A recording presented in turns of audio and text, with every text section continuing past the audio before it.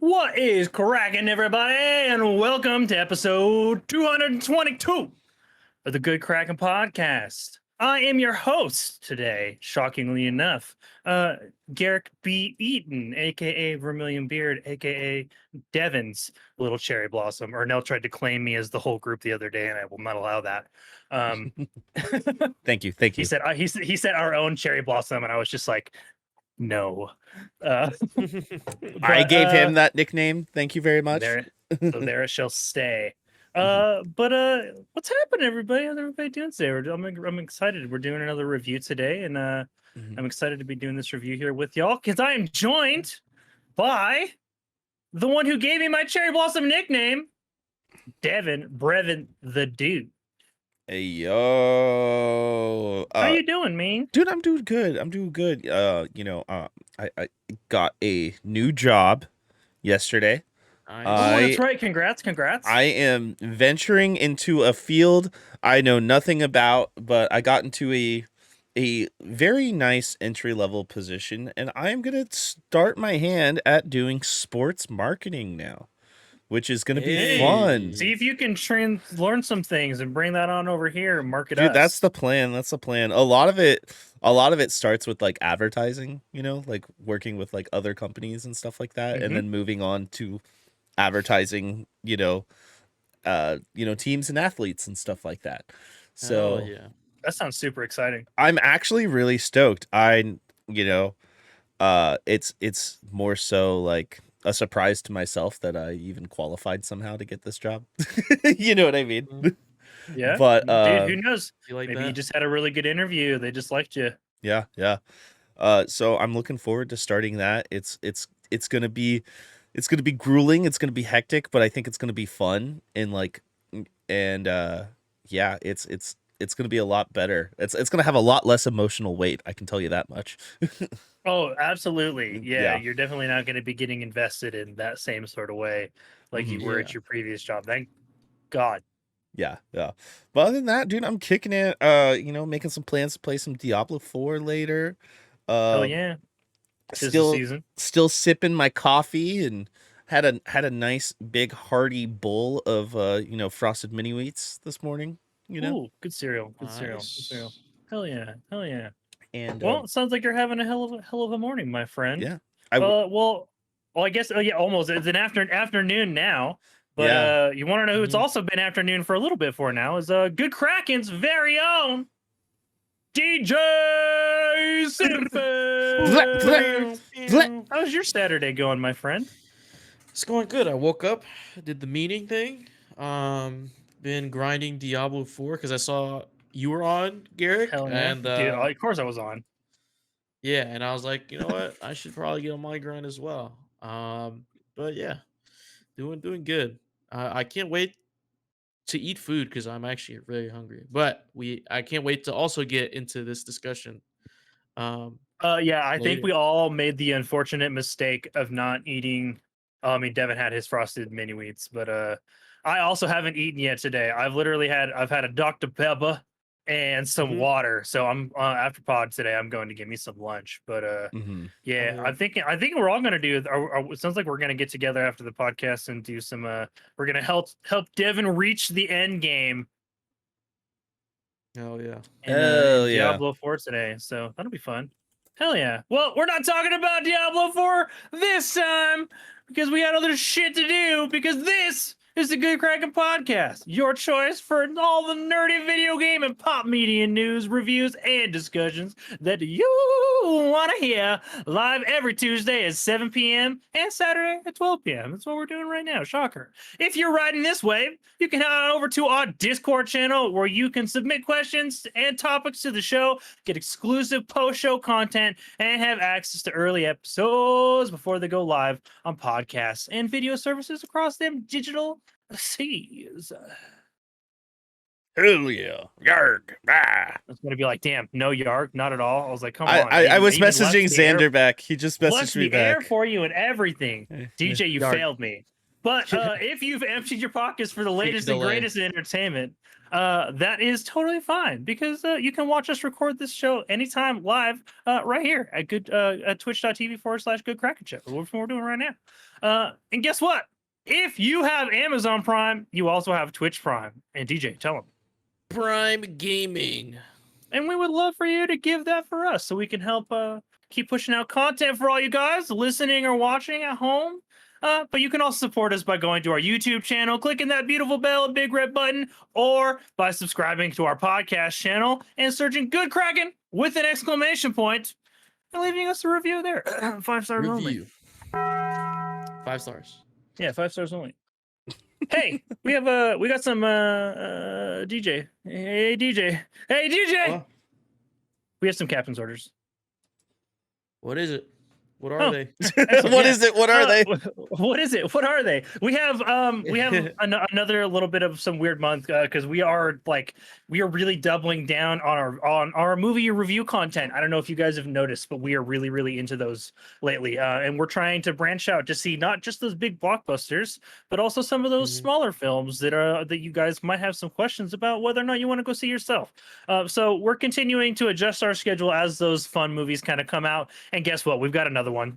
So no content next Friday. Our normal splash damage that you would see there, where we'd be doing our gameplay. We're not going to be doing that because we are going to be going to see the Flash. Actually, Yes. that is going to be a film. I am Definitely both film. excited and nervous about that movie at the Dude, same I time. have this weird anxiety about this movie. Like I don't know. It's gonna be weird as fuck. But yeah, so that's what we're doing next Friday, so that we can do a spoiler-free review for you guys for that next Saturday. But hey, the Shipwreck Show is finally making its return next Thursday. Thank God. We haven't done a Shipwreck Show in 3 weeks. I won't be there though. Oh, I know, because you'll be seeing the Flash. Because we got to juggle a little bit. Because he's starting your new job, and I'm imagining you're working your other job on Friday night. Is that what it is? Yeah. Yeah. So check this out. That Friday night, I'm working an event. You know how they do emo nights and stuff? Oh yeah. They're doing a new metal night, and they're calling it Sugar. Excellent. That should be a lot of fun to work. You'll have to let me know if the event pops off. Maybe it'll be something they end up doing more of in the future. But yeah, that's kind of a little bit of what we got going on next week. We apologize. We are looking to get back to sort of a normal-ish schedule after next week, where we are a little bit more curated with films and stuff coming out. But we are going to be getting in to the meat and potatoes of this here conversation today. Devin, why don't you tell everybody what we have coming up? Well, brothers, you best protect your spark, because today, Autobots, roll out! Splash, To the gallows. And today we are reviewing Transformers: Rise of the Beast. Optimus Bloody Prime beast. and the Autobots take on their biggest challenge yet, with a new threat capable of destroying entire planets emerges, and they must team up with a powerful faction of Transformers known as the Maximals to save Earth. This released June 9th, yesterday, and it's directed by Stephen Caple Jr. Had a budget of $200 million, and it has so far a box office opening of $30 million worldwide, with a runtime of 2 hours and 16 minutes.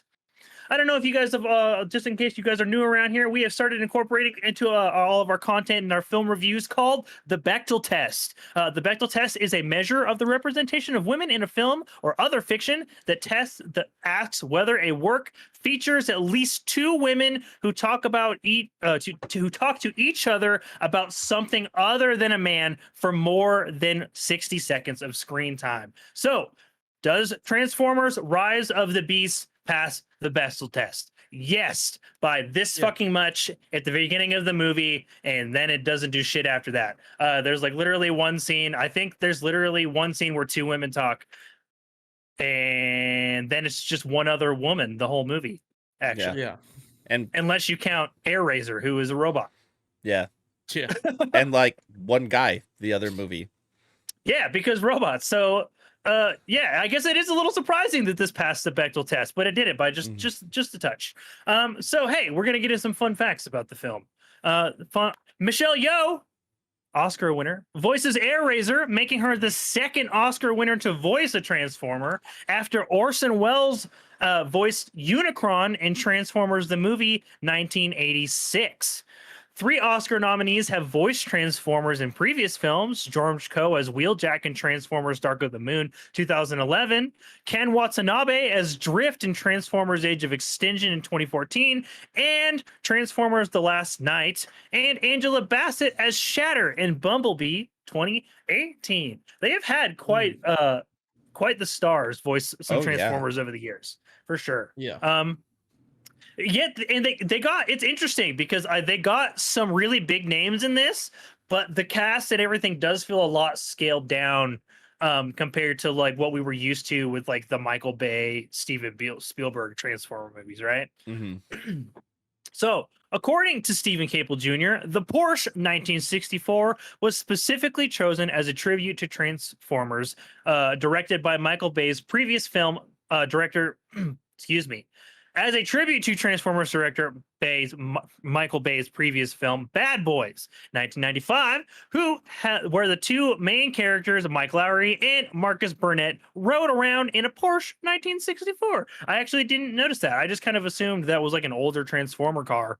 That was just a good pick, but it was a good pick. The reveal that Ron Perlman would reprise his role of Optimus Primal was far from well received. With his performance and power of the Primes being seen as lackluster by many. Once the theater's trailer rolled out, however, Perlman's performance was heavily praised, being seen as far superior to his 2018 stint. I would agree with that. I actually really liked Ron Perlman in this film. I think performance and the way they tuned his voice to sound appropriate for the character was just done better this time around. So I'm glad he heard that criticism and was just like, I see you Transformers fans, I'm gonna do better, and then he did. 1 second. So yeah. Fucking Ernell's calling out DJ. I'm not. Ooh, Oh, Ernell. Damn. Did you say he was playing Diablo? The show says we still are. Yeah. That's weird. I totally changed everything over. Oh, well. In interviews and news, I'm just gonna keep on rolling with the. Well, Devin changes that. I'll keep rolling with the facts. Interviews and news articles promoting the film promise the inclusion of the Maximals, the Predacons, and the Terracons, in addition to the Autobots. But shortly before the film's release, Stephen Caple Jr. revealed that in an interview he had been forced to cut all but one of the Predacons from the movie, which ended up getting cut. There are no Predacons in the movie. It is just the Terracons, Maximals, and the Autobots, which I thought was a touch of a disappointment. But we're going to get into that here in just a second. So I don't know. Where are we at with our other things and as far as ads and stuff and Twitch being shitty? Oh, are we still doing that? Yeah, we can run them. You guys want to run them? Cool. We're going to run them. Okay. All right. Well, cool. I know we're moving along kind of early. Our episode's going to be a little bit fast paced this morning. But hey, our review episodes sometimes are a little bit smaller because we want to get straight into the content for you guys. So hey, early ad read, and then we're going to get straight into the good stuff. See you in a minute. This piece of good Kraken content is brought to you by Glide mousepads. The world is changing and the demand for PC gaming and work from home setups has never been as wild as it is right now. Having the best of the best in PC accessories only makes it easier to get your work done before you jump right back into the fray of the digital sea. And Glide knows exactly how to make that happen for you. Glide Mousepads is the future industry leader in mousepads, offering beautiful, smooth, waterproof products made with eco-friendly materials and non-slip rubber in a variety of sizes that are guaranteed to help you get that next win. Now, if you're like me and you spend a lot of time in your command center, whether it's streaming, editing, or designing, you need a quality mousepad that can keep up with that constant grind. You can go to glidemousepads.com right now and use code KRAKEN for 15% off the Founders Edition mousepad in every size available. Again, that's code KRAKEN Kraken for 15% off any Founders Edition mousepad today. Our next sponsor is Rogue Energy. Late nights are pretty much commonplace for us content creators, and any of us here at GK can attest that sometimes you're just too damn tired to even think about how not to be tired any longer. Lucky for us, though, Rogue has figured out how to give those late nights and even earlier mornings the supercharge that we all need. Rogue Energy is a low-calorie, no-sugar energy formula that is the perfect alternative to sugar-filled canned energy drinks and sodas. Every formula Rogue Energy produces is designed with optimal levels of high-quality ingredients and no chalky textures. Being the only gaming drink company in the world with 4 unique product lines to suit your task at hand, Rogue Energy strives to improve the in-game performance of gamers, streamers, and content creators around the globe. Check it. We have been drinking the ever-living crap out of this stuff. If I'll be completely honest with you, me, Devin, Garrick, Xander, Raven, Genesee, all of us here at GK absolutely adore this drink. It helps us in the mornings, helps us in the evenings. You guys know how it is. We've been going on about this forever, and it is no exception now. It's still taking care of us to this day. You can head on over to rogueenergy.com and use code GKRAKEN for 10% off your purchase of any shaker or formula tub of your choosing. That's GKRAKEN for 10% off any shaker or formula tub that you'd like. Now, back to the show.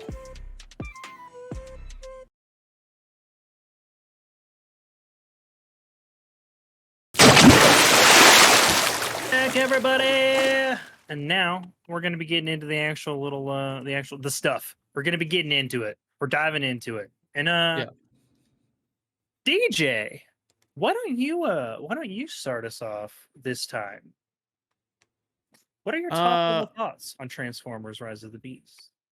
Yeah, man. Coming into this, of course, I've only seen the Shia LaBeouf Transformers movies. I Not think even the Mark, not even the Mark Wahlberg ones. I vaguely remember the first one with okay. Mark Wahlberg. I Okay. vaguely Well, remember watching you've that seen one. the first 3 with Shia LaBeouf. Yes. Okay. Yes. And so I didn't do any rewatching to before this film. I kind of had low expectations coming into this. I didn't think it was going to be good. I because me personally, I don't know the Transformers lore. It was kind of hard to wrap my head around. Like, oh, they're animals too. So like I was like, this is weird, but I'm gonna go with it. And I got I did. Because I genuinely enjoyed this movie. I actually had fun. Um, I think me watching it in the lens of if this is like a reset, like a reboot of the franchise, and we're starting at square one again, then I'm like this works for me. I had some fun. There's a great action sequences. Um, the music in this is great. It's set in the '90s, and it has some of my favorite tracks, hip hop tracks of the time, like opening up with Wu Tang and all that stuff. Um, a lot of people complain about the human element in the story, and if you don't like the human element in Transformers, well, you're not gonna like the first act of this film because it's just mainly focused on that. They do have an opening scene where it's focused on the Maximals, and how they got to Earth, um, and like setting up that the big bad of this film, and then it just goes straight into 1994, and we're and following Bumblebee. This is following a new human character, Noah Diaz, and his family and his struggle to help his sick brother and his mother stay afloat, um and also focus on another human character named Elena, who is a intern for a museum that's on the fucking island where the Statue of Liberty is. Um, and she's getting overlooked and stuff like that, and they found like an old artifact that has maximal logos on it, symbols. Um, and yeah, and then those worlds collide in a very cool way. I think um, Noah Diaz meets Mirage, and we get to see Mirage voiced by Pete Davidson. Um, and he does a great job. He does a great job. And that opening scene, the car chase, uh, it kind of reminded me of like, man, this is what Fast Furious should be, kind of. The drifting, going around, and the rest of the Autobots that are also on Earth and their motivations for being on Earth at this time. We get to see kind of Optimus Prime in a different light, um, less trusting of humans, kind of more strict or more kind of aggressive towards humans, and be more of the kind of like general that he's like kind of made to be. Um, and he has his whole story arc and all that. We see Bumblebee again return, since this is kind of a sequel to Bumblebee. Um, and we also see I forgot the other one's name. Got What's Mirage, the what's what RC. RC, and RC? Yeah, Mirage. yeah, I know about Mirage. I was talking about RC, the bike. Oh yeah. Yeah, RC. RC's in there. Um, and Mirage is there, and they kind of make this ragtag team, and then they're fighting this fucking guy called Scourge, voiced by Peter Dinklage, by the way, Mhm. which is insane. He does an incredible job. Yeah, I'd say for the real. people voice acting, uh, the bots, the Maximals, and the Autobots, and the what is it? Predacons, right? So the Predacons are Terracons, normally Terracons, this one, but it's a Terracons. Terracons in this one. Oh, the Yeah. Terracons. Okay. Yeah, the Terracons. Everyone did a great job. It's weird. It's like this film is a weird balancing act of both the human element and the robots. Um, and sometimes the human element can drag on for too long, especially in the first act. So it's hard to grab your attention. But after that first act is over, uh, the film picks up its pace and it gets more exciting. And the ending is filmed pretty satisfying and pretty shocking too, surprisingly. Um, but yeah, I this movie was good. Excellent, excellent. Devin, what are your So thoughts? I've seen all the Transformers movies. As a kid, I loved Transformers. Would watch the cartoons all the time. I probably when the first two Michael Bay movies came out, I probably watched those repeatedly as comfort movies because I just liked big robots smashing things. Mm-hmm. And I thought that first one, Transformers, awesome. I think it's great Transformers movie. Minus the Megan Fox stuff, but yeah, The great. first two are still they still hold up for me. Yeah, they're great. They're great. Yeah. Now, first of all, as a '90s kid, I love this movie. It's set in 1994.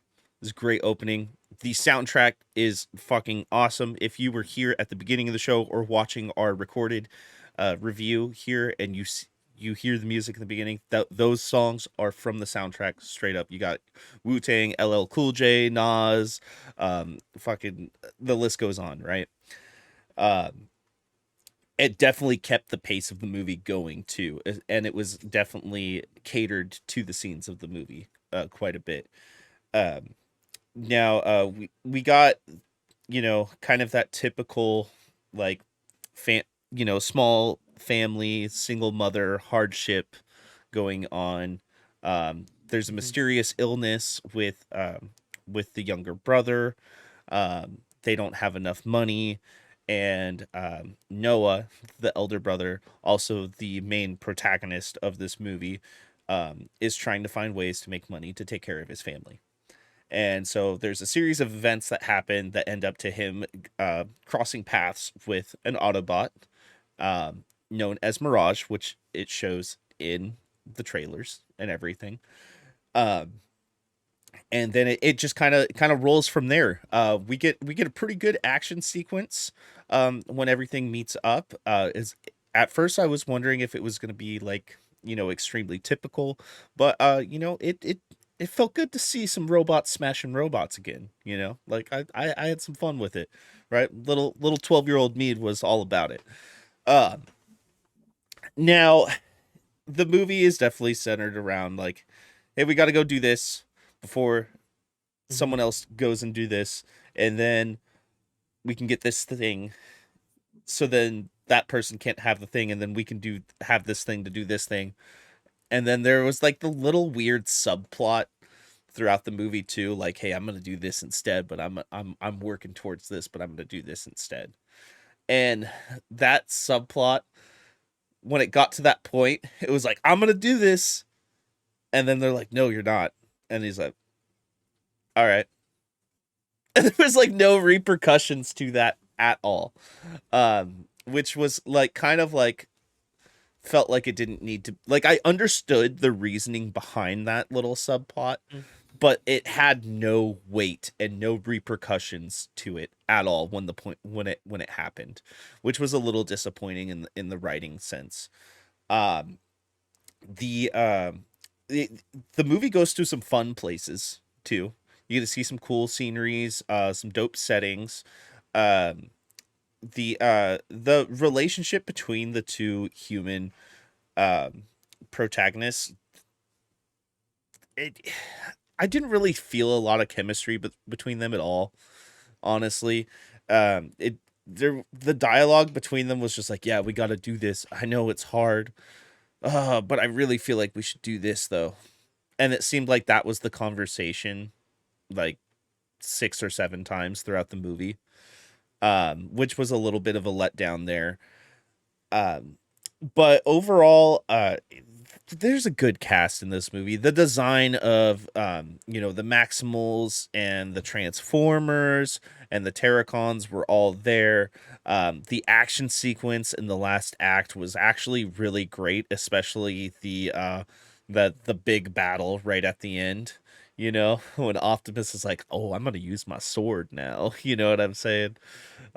You know exactly what scene I'm talking about. Like that like there's some times where you're like, Optimus is like Big Daddy General, and then you're like, oh, he is actually kind of hard. Like he's a hard one. Um, but overall, I enjoyed my time watching this movie. The reveal at the end of the movie was a big surprise to me. Honestly, it was probably the most hype moment of the movie, if I'll be honest, because it was like, whoa, what? But Yeah. other than that, I enjoyed my time with the movie. It's not the best Transformers movie by any means. Um, I am looking forward to see what they do next. This movie is a direct sequel to Bumblebee, which was the last iteration of Transformers that they did come out with.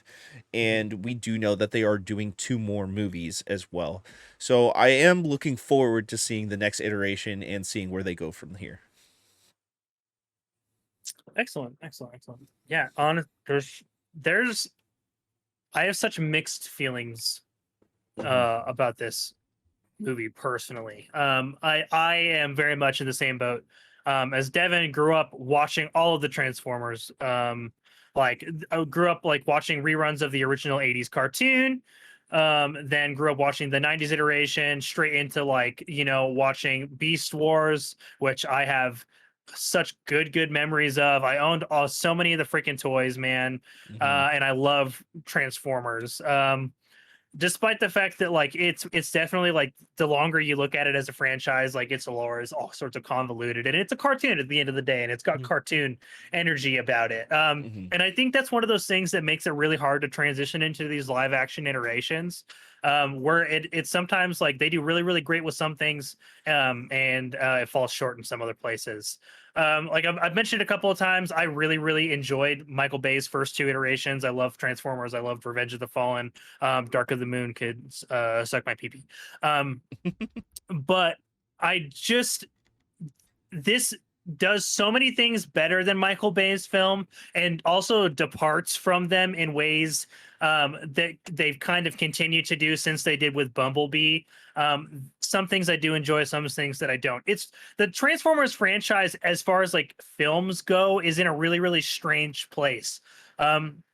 Because the Michael Bay, Steven Spielberg ones, the first three were these massive mega budget films that had like these much different, super hyper realistic looking Transformers that were meant to fit into this very realistic looking set pieces that traveled you guys, all the viewers, all over the world, which did happen in those first three trains. Like they were huge, huge, huge in scale. And as they've like with Age of Extinction, like it jumped, it got a little bit smaller with the Mark Wahlberg with Age of Extinction and The Last Night, right? And then we cue Bumblebee in 2017, and it gets a little bit smaller in scope still. We've started to change the design direction of the Transformers at this point. We're starting to get away from that hyper realistic look and getting more in line with some of those cartoonier designs that we may be more familiar from the franchise's origination.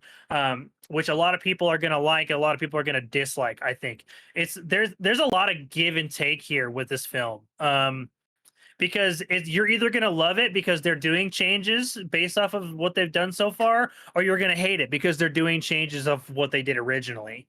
And I feel like I'm kind of riding the line with it at the moment, and I don't really know how I feel, because like I said, this film has kind of a meandering first act, in my opinion, and the human element, they try to recapture the same sort of essence and story beginning that they did with Shia LaBeouf's Transformer, and they just kind of missed the mark. I felt like they did Elena's character just a massive disservice. She was a side character that got no growth, and was basically just there as a vehicle to serve as like a relationship companion and a confidant for Anthony Ramos's Noah, who kind of gives you this air of like a Puerto Rican Shia LaBeouf, like in his energy and acting, right, with like a military background. That's kind of what they give you, right? But the 90s version.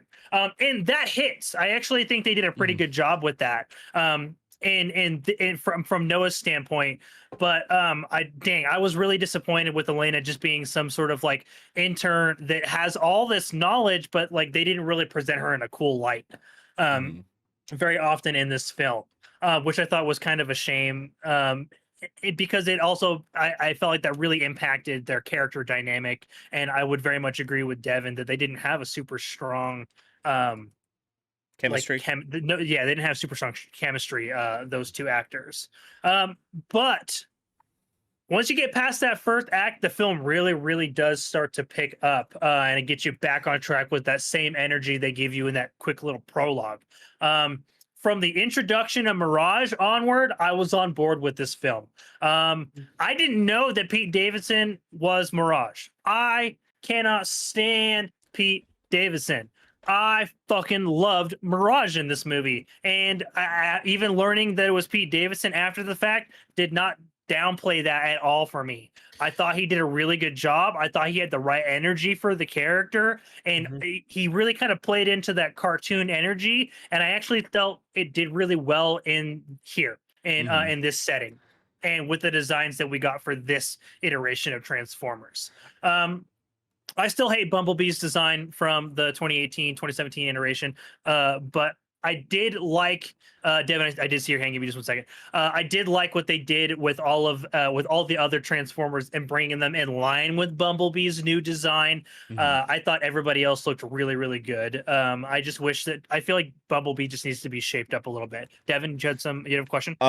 Just to add on to like Mirage and on your design conversation here, I really liked the flow of Mirage and like him being the like kind of Transformers to human confidant in this one, and just like his whole like bro man dude like mentality, it actually like Yes. fit, and it didn't have like a disgusting like testosterone like feel to it either, you know. Yes, like yeah, dude, absolutely. Mhm. Because like in previous Transformers, like especially with like all of the Transformers were like these big manly men, right? Like not a Mhm. lot of the like they were like very military-esque design Transformers, and their personality reflected that too. Mhm. And we really only got that with Optimus in this Mhm. one. Optimus was the soldier, and he carried that burden. But I loved that, yeah, that Mirage played that middleman, like as an Autobot who is like, well, if I'm gonna be stuck here on Earth, I'm going to embrace it, and starts to really like enjoy human culture and learns about their pop culture, and is able to converse with Noah out of the gate, which was like a connection that we were kind of missing a little bit with Bumblebee, right? Because of his Mhm. his inability to communicate traditionally. Mhm. But Mirage did a really, really good job. And then, about 20, 30 minutes later, cue like all of the Maximals being introduced. And I was super invested at this point. The plot is very typical. It's a Transformers plot. It feels very, very cartoony. It really does. Like, nothing about this film except for the ending is going to be a surprise. Like it's just like they are going to gather the thing, the object that is going to save or destroy the world, right? It's got universe-ending capabilities or repercussions if they don't get to it. Like they're like, oh, end of Act One happens. They're like, oh no, the enemies are in possession of the thing, and they're like, twist, they don't have all of the thing, right? We split the thing in two. That we have to go find the other hidden piece, right? You saw it coming a mile away. Not very original there, which is okay because it's Transformers, in like the target demographic is going to be like 12 to 14-year-olds that don't need a super deep plot. They're Mhm. there to watch big robots beat the fucking shit out of each other. And from the second act on, you get a whole hell of a lot of that, which is great because I thought the action pieces in this film were just downright amazing. Some of my favorite action set pieces in Transformers. I really like the fact that they just doubled down on that is like the cartoony design was to their benefit because they were able to do cooler shit in combat because they weren't weighted down by realism. Yeah, on that cartoony shit, the moment where Primal was smashing the one with the giant spike ball, and then Optimus Oh was yeah, like, the very "Oh, that gorilla was," moment. and then Optimus was like, "That was mine." Yeah, exactly. Right. Like Yeah, it had some lighthearted moments, right? Like yeah.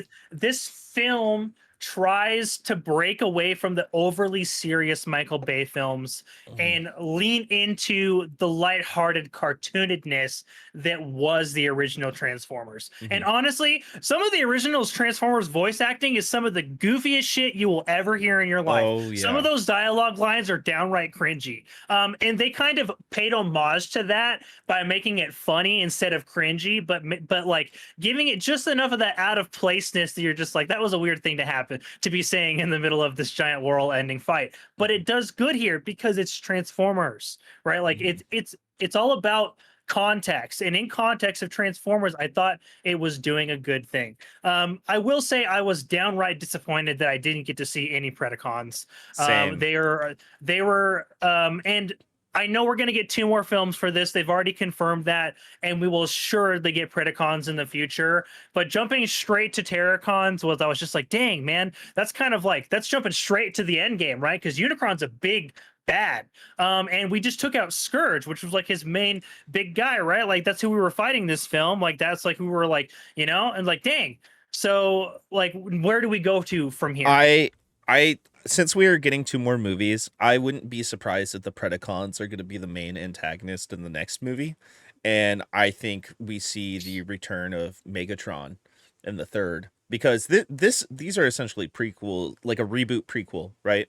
Yes, right, Um, yeah. So like and the Transformers like reset with Bumblebee essentially. yeah, Like they're trying something new, and now we've got this, which takes place in between Bumblebee and the Shia LaBeouf films. yep, and I'm wondering if they're gonna retcon the Shia LaBeouf and Mark Wahlberg stuff, and try and do another trilogy after the Mhm. they finish off the Unicron stuff. But and it's crazy that they're doing Unicron as the main big bad right now, because Unicron is like He's the Galactus. He's the Thanos. big Like he's the guy. yeah, he is Galactus. He is the Transformers version of Galactus 100%. He is the world eater, right? Mhm. Um but I'm not going to spoil it all what the big reveal at the end is. Just know that there is going to be other movies outside of these Transformers movies, more than likely, that are going to have Yeah. some weight into this. And I'm really, really glad that you kind of brought that up, because that's going to move me on to like my next point. That I just, as a viewer and as an enjoyer of Transformers, it just kind of put this film in a weird spot for me, because I don't know where I should be at as a member of the audience with this film's canon. Mm-hmm. Like, I Mhm. don't know if I should be even factoring in the Shia LaBeouf films, because Steven Spielberg and Michael Bay are still on the bill. So Mhm. like they're still involved with Transformers, and they were still, and they were the ones who did that original storyline. So are like I'm curious, like, are they going to do a retcon, or does this lead up to the Shia LaBeouf films and like what that means? And I'm curious to see like what other Transformers we're going to see in place of that, right? Because there are Transformers in the original trilogy that die. There are Transformers in Age of Extinction and Last Night that die. And so like, but that's way, way, way in the future. So I'm curious as to how that will how they'll handle character stakes. Because some Transformers are just going to be by nature off limits because they exist in those other films in such a heavy Mhm. capacity. And so I want to know how they're going to appropriately incorporate all those other popular Transformers, because the original trilogy features many, many, many of the Transformers that people know and love, like the big ones. Mhm. Like Starscream, Megatron, like Drift, like all of those, like the really, really, really popular Transformers. Um, and I'm curious to see like if they bring them back, are they going to try to get those original voice actors? What are their designs going to look like? Do the Transformers in the future films look more futuristic because it's the future?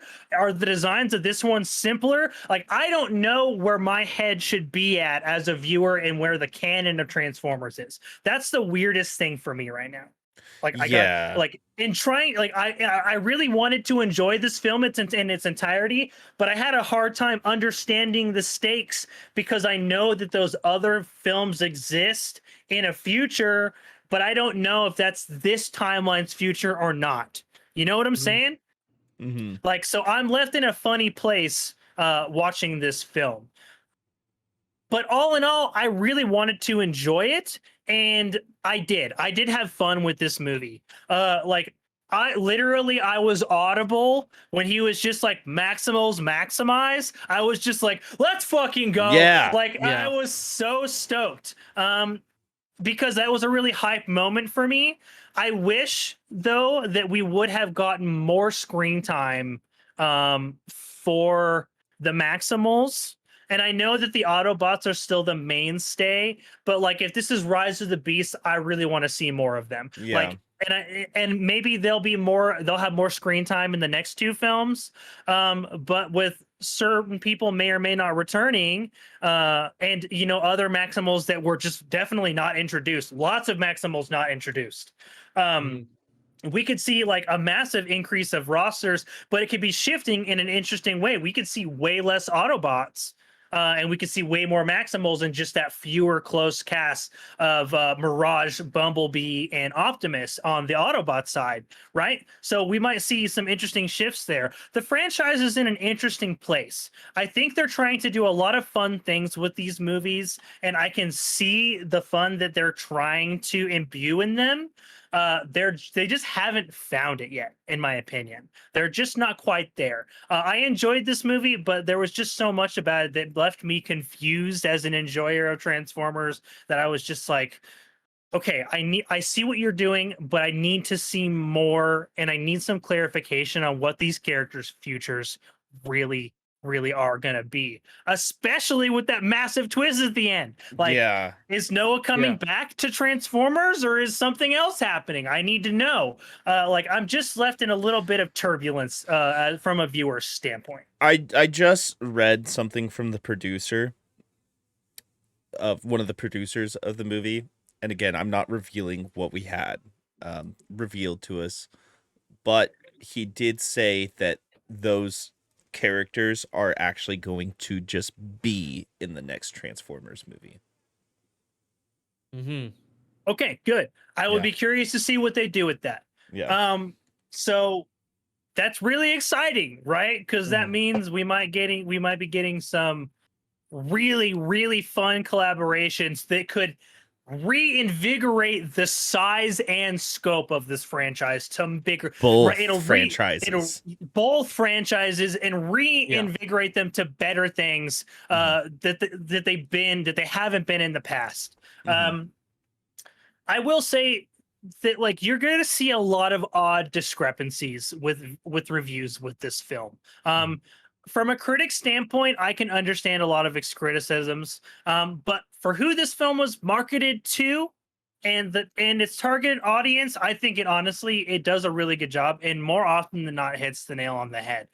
Just as that adult viewer who has viewed all of these other films, I'm left in a funny place with where this franchise's future is going to be and what its stakes and scope are also going to be. With that being said, Ernell wasn't able to join us today, but he did do a write-in review. So I would like to read his review real quick, and then I think, and then we can move into maybe a couple of questions, and then we'll wrap up from there. So, goddamn, Ernell, why'd you have to write so much? He went really in depth on this one. Yeah, he really has did. things He to has- say. I wrote two. I wrote 2 paragraphs, 3 paragraphs from my Across the Spider-Verse Which is review, and he's a way better movie too. but so he's got a lot of thoughts. But I mean, I also get it. I literally just went 15 minutes on this shit because I'm so into Transformers. But this is what Ernell has to say about Transformers: Rise of the Beast. Stephen Caples Jr. finally gets a chance to show us his chops in big budget title, and he does so with a lot more grace than most of us assume. But let's start with the shit stains on the robotic underwear. The film follows Anthony Ramos's Noah trying to take care of his family after what the movie insinuates is some kind of dishonorable discharge from the military, and is now struggling to find work because of such. His brother Chris is sick with some mysterious illness. Oh, it's not mysterious, by the way. He has sickle cell anemia. I will clarify that. His mom is working a lot, and none of them have enough money to get by because, the usual poor family story. Like I said, this plot's not very original. Noah decided that crime will be the only way to get enough money to pay for his brother's unusual case of carpal tunnel. Again, sickle cell anemia. He meets with a bunch. He meets a bunch of cars that turn into robots, run into Dominique Fish Black, being obsessed with Fishbach. Sorry. Fishbach. Sorry, I apologize for that. Yes, Fishbach being obsessed with ancient artifacts, blah, blah, blah. None of it fucking worked. We've reiterated this. There's been 7 of these candy-ass movies now, and none of these writers have figured it out. We don't want these dog-shit human stories in Transformers movies. Anthony Ramos being the best human protagonist in the Transformers big screen format isn't enough to make us give a shit about the human race any more or less than we do in real life, which honestly, we didn't really in the first place. We have Peter Cullen, Pete Davidson, Ron Perlman, Michelle Yeoh, Peter Dinklage, Coleman Domingo, and more playing giant robot battles, and they decided not to make them the sole focus of this story, but I digress. For a movie called Rise of the Beasts, there's sure very little beasts in this damn movie. Optimus Primal and Air Razor are fucking awesome, but not quite as awesome enough to make it up for the other two characters to say one line or less the entire film. However, even though my childhood was insulted for being an hour and a half, for about an hour and a half in this movie, we've got pretty much what we would have expected out of a modern Transformers installment with all of the cool shit that was in Bumblebee. We have robots searching for the thing, and they've got to find the thing before anyone else finds the thing, and they have find the thing. But guess what? They're gonna fight him until the thing is ours. Not an original plot. We were really like, it really is like it's point A to point B to point C. A lot of MacGuffins. A lot of MacGuffins, except this time we have animal-shaped robots in a ridiculous over-the-top in the final 20 minutes of this shindig that's going to keep you howling like a dog in heat. That final act really did pay out this film in the best way. Regardless of these couple huge gripes, this movie is definitely riding much higher than earlier titles, especially the ones with the guy who punches Asian people. And to be completely honest, if you're expecting anything more than that from a Transformers universe, you're only fooling yourself. Very few things in this world are as cool as robots kicking the absolute piss out of each other in a volcano crater, sitting below a skyscraper, towering, opening a portal to a massive sentient robot ship that wants to destroy the entire planet you're standing on. And that's more than my little boy heart and this little big body could ever ask for. Even though every time these robot heroes are on screen, it's awesome. We've been invested in these assholes for almost a decade now, and with the huge plot twist at the end of it all, can I really be any more excited for this IP? The soundtrack does an incredible job at telling us what timeline we're in. The visuals are much cleaner than the car crash pieces we were given in the first films, and Peter Culling returning as Optimus Prime hits like a glass of ice cold water on a hot day. There's some great stuff here in which I wasn't tinfoil wrapped in gorilla shit. So those are Ernell's thoughts on the film. I just have a couple of questions before we tie off here and give our official rating and whether or not you guys should check this film out right away. And I just kind of wanted to ask you guys. I've obviously voiced like my confusion for the future of this franchise and what it's going to mean. I kind of want to start with you, DJ, as someone who's only really seen like those films and hasn't really been invested in the cartoon side and the other portions of like, Transformers, media that we've gotten since the 80s. Do you see these next two films raising the stakes in a meaningful way and actually propelling this franchise forward, or do you think we're just going to see two more flops? I want to be optimistic about these next two films because I feel like all the gripes we have with this movie is them playing it incredibly safe with this franchise. And I think that is because that they know it's a reboot, like a soft reboot. Especially with the twist at the end. I think they're really gonna fall into that. I think both franchises are gonna experience some type of remodeling and reinstating what's canon. Um and I'm excited for that. And I think if they're gonna play into that more, I think this film being like kind of the jumping off point uh is really nice. And I think these next two, if with how the movie's doing right now and like kind of the split reception, hopefully they have more confidence into putting a lot higher stakes in these next two films. Because I'm genuinely interested in where this is gonna go, and hopefully, um, if I know Devin said that we'll see these franchises collide in this next film, but I'm hoping that they split off and we have that human element that we were talking about in these films reserved for that side of the franchise, and we'll move towards more robots in Transformers, which is what people want. So I think if this is the reboot, then this kind of establishes the two lines, and they're parallel at the moment. But when they split, we'll have basically like everyone will get what they want, right? Everyone will eventually get what they want. So I'm optimistic in that fact. Excellent, excellent. Yeah, I think that's not it's not, you're not too far off to have like those sorts of thoughts. I definitely see like, especially like if they brought in if they brought in like the stories in a meaningful way. I think one thing that I definitely would like to see in like from that perspective too is like, right, if we're gonna see these universes and these franchises collide, I'm gonna need to see a much better use of your runtime in the next film. Mhm. Like Yeah. I need a little, I need more meatier character development, more meaningful dialogue. And if you're gonna actually like either abandon the human element or double down on it in such a way that I actually am going to be invested in care of these characters. And I think with what they introduced at the end, they could that could really broaden up the character development from the human side, right? So Yeah. I think yeah, I definitely think like as long as they can keep the parallel strong and then keep them stronger when they split, we could see some Mhm. really cool stuff. Devin, what do you think?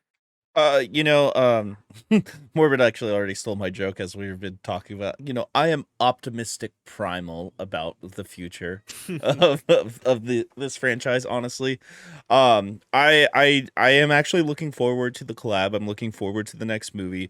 I felt like this movie. So Bumblebee ran with it, right? Bumblebee is notoriously rated as one of the best Transformers movies that's come out because the story was cohesive, everything. And this is a Mhm. sequel introducing, you know, the Maximals colliding with the Transformers, although the Maximals didn't get as much screen time as they should have for this movie, although they were very cool. Um, I, I think this movie walked so the trilogy can run at the end. Hopefully, I'm hoping this is a trilogy that ascends moving forward. Um, and I think there could be a really good place for this, especially in a world where it seems like almost every franchise is colliding with another franchise or making massive, you know, comic book universes now. I think this can exist very well, especially with this honestly being based on comics and cartoons in the first place, right? Um, I just like DJ said, I hope we do get a split and we can keep that human element aside to that other franchise for the most part. And honestly, whether it's this trilogy or whatever they move on to after this, I need me a goddamn War for Cybertron movie, man. I need that. Dude, Give me a yes. prequel or give me an ending to this saga. You know, that's what I would I love that. want in the end run, and that I hope that that's what we build to eventually, because Peter Cullen only has so many more damn years on this earth, and I need to see him like I need as much finish Optimus Prime in this the fight. meantime. I Yeah. need to see him finish this fight. You know what I'm saying? So you know, knock on wood, because that guy is a fucking treasure. But I think there is a good place for these franchises moving forward. I think the technology is there for it, especially. I mean, the technology was already there with Michael Bay and Steven Spielberg. You know, that scene of oh my god, it wasn't, what was it, Starscream the helicopter, or was that in the first, Starscream was the jet. I can't remember the helicopter one, that scene yeah, where of he the, like where they fuck up the military base. yeah, where he you know transforms right there and just fucks up the whole base. That scene lives Yeah. rent free in my mind, because that scene right there like holds the weight. It's like, why are humans You're trying to like, fight back in the first place, dog? Like, exactly, you dude. know, I mean, we do it because we have to, or else what's the point regardless. But I'm excited to see what the crossover brings, because we know the antagonistic forces of that IP, and we know that the Decepticons play a part with those too, within those Mhm. crossovers. So I think there's some really interesting stuffs, and I think that is going to give the human element more meaning within these movies moving forward. You know, the two antagonistic forces being at play there. Think of it as like two battles being fought at the same time. You know, Yeah, war on multiple fronts, if you will. As long exactly. as they can make the storylines meaningful, I think Yeah. I'm in agreement with you guys. I just Mhm. wish I wasn't left in like I just wish I wasn't left in like such joy and also like disarray at the end of that film. I was Yeah. just like, but what does it all mean? Yeah. And I have an idea. And what I would like to see after the second installment is maybe like each one has a movie labeled under each franchise that holds weight leading up to a finality to all of it. Like I said, give me my War for Cybertron. Give it to me. Give it to me. Give it to me now. yeah, exactly. So, I got one more question for you guys. Like, obviously, we know, like, we've talked about it multiple times. Like, this film's getting two more. Like, it's at the very least, we're getting a trilogy of Transformer movies again, in the form of hopefully Maximals and Autobots and Terracons, hopefully some Predacons getting mixed in there, and Decepticons. ultimately Decepticons, right, fighting Unicron, and maybe even hopefully like wishful thinking getting us to see Cybertron for the first time, because you know that was really this film was kind of the first time we actually saw the space travel portion of it, just saying. And one thing I'm real curious about is who do you guys think might appear in the future films? Like who do you think we will get to see as far as like Autobots, Decepticons, Predacons, and who will make an appearance in like the next couple of movies as far as the robots are concerned? I think I'm just gonna jump on this, DJ, just because I know a lot about this stuff. I think we're gonna get our Predacons in the next installment. I don't think you do a movie called Rise of the Beasts and introduce the Maximals without having that be the trajectory, right? And I wouldn't be surprised if they sprinkled some Decepticons within that too. But I think the Decepticons are gonna hold a lot more weight in the third installment and wherever they go from there, personally.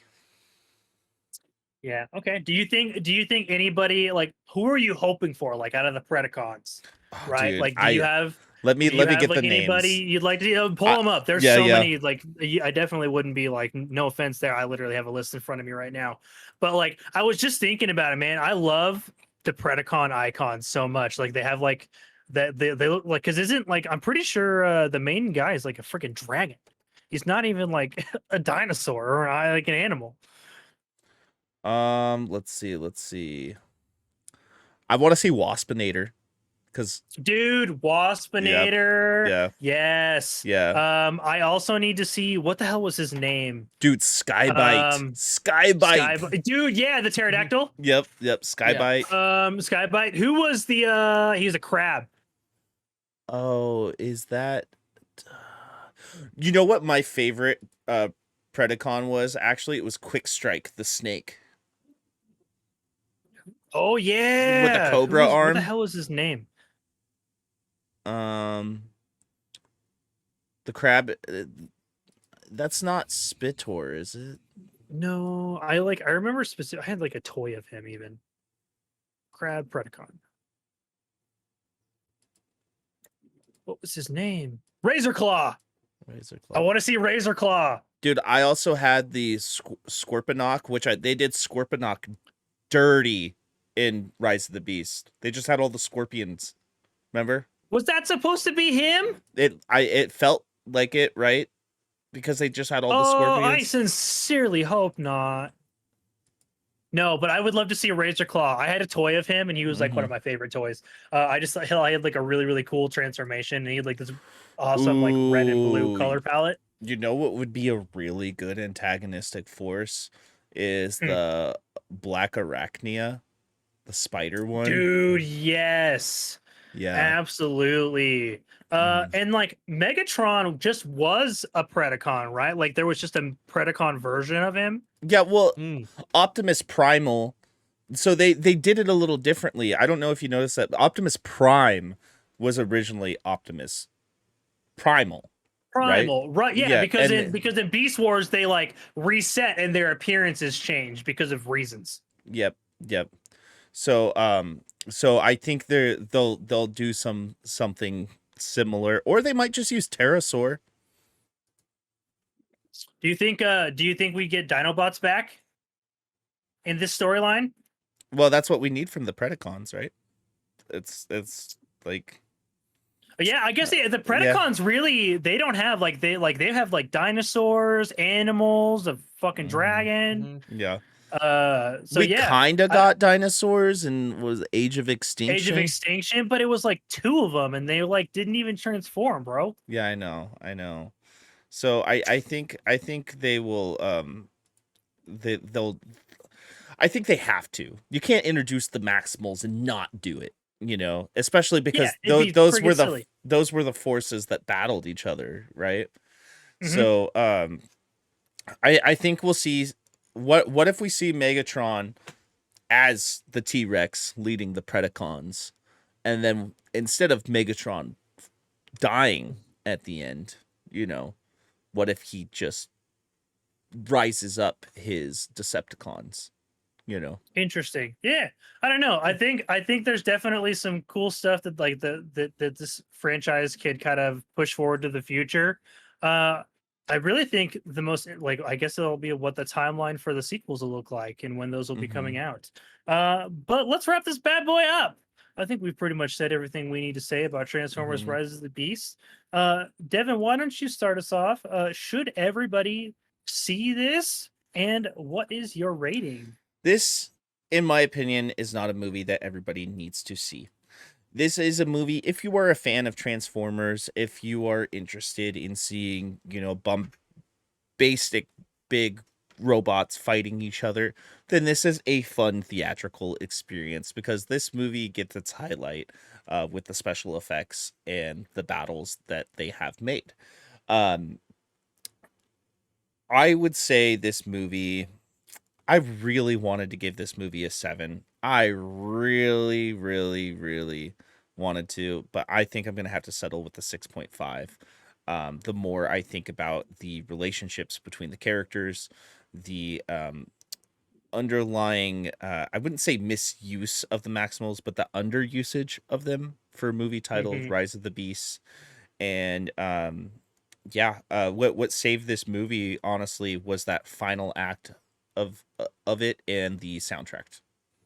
And actually, I really liked Noah too. Noah was a good. But I really liked Noah too, and he actually got a cooler moment than Shia ever got. Yeah, no, like straight up, he has the best role that any human-based character in Transformers has had. Yeah, because he actually got to have a real impactful role. It was great. DJ, should everybody see this in your rating? I'm gonna agree with Devin that not everyone should really see this. I think if you've been burned out on Transformers, don't go see it because it's just the same thing. But it is the best of the worst in that case, right? It is the best of the Transformers films so far. It's I think like in my number opinion. 3 out of all of them. Yeah, besides the original two, the first two, Mhm. first 2 to 3, I'd say this is the best we've gotten since then. Mhm. But I can't lie and say that I didn't have fun because I had a ton of fun watching this film. Even in the theater, people were laughing. Like, it's very humorous. It's taken a more lighthearted approach, a cartoonish approach, and it works in its favor. And the way this movie sets everything up, I think, like the first act was slow, and I get it. It kind of dragged on, and I even felt it. But I think what this movie's trying to set up, if I'm assuming that what I'm saying is what I'm thinking about is correct, I think this is a great film. I'm gonna give it an 8 out of 10. Damn, Okay. DJ coming in here saying he loves that shit, and I respect that. Everybody's got to have their stance. And before I give my quick little thoughts, I will just let everybody know that Ernell gave that bad boy a 6 out of 10 himself, but he didn't let us know Well, he did. He did let us know whether or not you guys should see this in theaters. He doesn't think you should. He thinks you should wait, based off of that review. Yep. And then my own personal thoughts. If you enjoy Transformers movies, if you enjoyed just those big robots punching the shit out of each other in cool action set pieces, go check this out. This does a really good job, just kind of reforging the Transformers franchise in a ridiculously safe way. If you're not about Transformers specifically, I mean Transformers specifically, wait till this comes to a streaming platform. There's just a lot that's really, really safe about this movie. I had a lot of fun with it, but a lot of it really, really came down to that third act saving most of the movie for me, because I found the first act, I was just like, as soon as that prologue ended, I was just like, where are the fucking robots? And I felt like I had to wait too long to get the robots back. In my personal opinion, I will say I did have quite a bit of fun. I really, really liked the action set pieces, and I had a couple of hype moments, but there was just so much that was done a little sloppily on the writing part that just weighed some of the fun down for me, that I think I am ultimately going to end up giving this one. I think I'm with Devin. I wanted to give it a 7, but I really think this one is also just walking so that the future ones can run, and I'm also going to give it a 6.5. All right. I think with that being said, with Ernell's 6, me and Garrick's 6.5s, and That puts it at a 6.5. well, no, 6.5. DJ had an 8. I think that Yeah, would but put average that put us at a 6. Oh no, that gives it a 7. Excuse me. Yep, I was gonna say that puts us Yep, at I a forgot. 7. I forgot to round up. Yep, they get Yep. because we don't wait. Yep. Mhm. So, So, yeah, Transformers: Rise of the Beast gets official 7, right? So it's a decent film. It's pretty good. Go check it out at your own discretion. So yeah, that's what we think about it. Spoiler free. Definitely stick around to the end of the movie. Like, don't walk out, because there's some weird shit that happens at the end. yeah. No, there Yeah. is a mid-credit scene. It'll roll credits for about a minute, and then you will get a nice little reveal that will. Yeah, just a mid credits. So Leave don't you leave early on wondering. that one. And That I leaves just you want to wondering say too, in a fun way. the average user score is 6.5 to 7 for this movie. So I think we hit the nail on the head. Yeah, I think when you're when you're it's definitely not the 90s that some of the audience are giving it. Like, that's definitely super generous. But it's not the 4s and 5s that some of the critics are leading you to believe that is. This is a decent film. So let's get into our schedule for the rest of the week. I know you're thinking, what the fuck? What do you mean the rest of the week? You guys are normally done. We have one more piece of content for you guys this week. That is tomorrow at 10 a.m. Pacific time. We are doing a live reaction to the capstone content of the Summer Game Fest, which is the Xbox showcase tomorrow. We are going to be doing a live action. That'll be me, DJ, Devin, Ernell. We're all going to be here. And will Xander Xander. be joining? Yep. So all 5 of us are coming back again to react for you guys for that Xbox showcase. That'll be another about 90-minute one, we're thinking. So tune in with us at 10 a.m. tomorrow. Devin? Also, we are going to be reacting to the Starfield event that starts directly after the Xbox Yes. reveal. So stick around. So we're going to be hanging out for that, and that will be because that'll be like it's going to be like a half-hour showcase, right? Or something like that. So the main event is estimated 90 minutes, maybe up to 2 hours, depending on how much they do have to talk about. And I think the Starfield showcase is going to be anywhere from 30 to 60 minutes.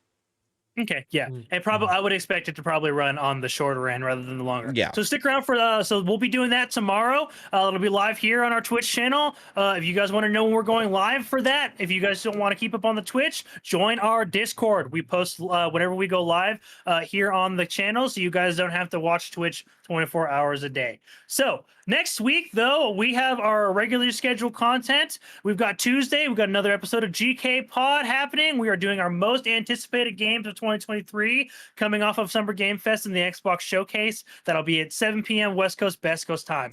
The Shipwreck Show returns next Thursday, also at 7 p.m. West Coast, Best Coast time. We already discussed it a little bit. We got that weird content. No content next Friday. No splash damage. We're going to see The Flash so that on Saturday at 12 p.m. West Coast time, we can do a spoiler-free review for you all. So that is what we have heading on into the next week for you guys. So as soon as once you guys check out Transformers Rise of the Beast, let us know in the comments down below. Let us know what you guys think of Rise of the Beast. Do you guys think it was as amazing as some of the people are saying? Do you think we were a little lenient on it and that it was shit? Let us know. We're individuals and we all just have our own opinions. Y'all can have your own too.